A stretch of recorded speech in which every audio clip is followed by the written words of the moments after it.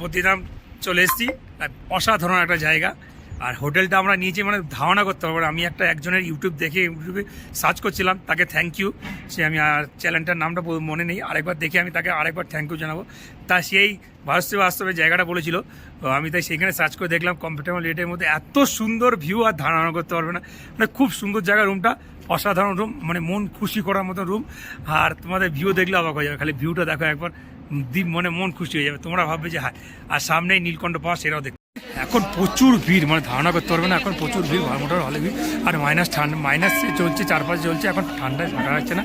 এই তোমাদের জুম করে দেখাই, ভিতরে এখন অনেকটা লাইন আছে, সে ভিতরে ঢুকে যেতে হবে।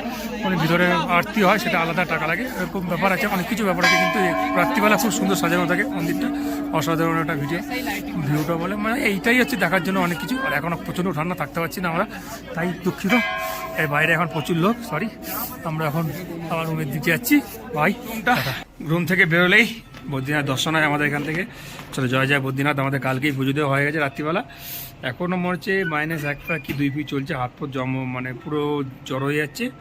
সামনে নীলকণ্ঠ পাহাড়, তোমরা দেখতে পারবে। দেখো নীলকণ্ঠ, ফোকাসটা ফেললেই নীলকণ্ঠ পাহাড়, যেটা মানে সবসময় বরফে ঢাকা থাকে, অসাধারণ নীলকণ্ঠ পাহাড়। আর এই যে মন্দির, আমাদের এই সামনে যে নদী বয়ে চলে যাচ্ছে। আমি তো কিছুটা জুম করেছি, পাহাড়ের বুকে যে এত সুন্দর যে হয়ে আছে, দেখলে তোমরা বলবে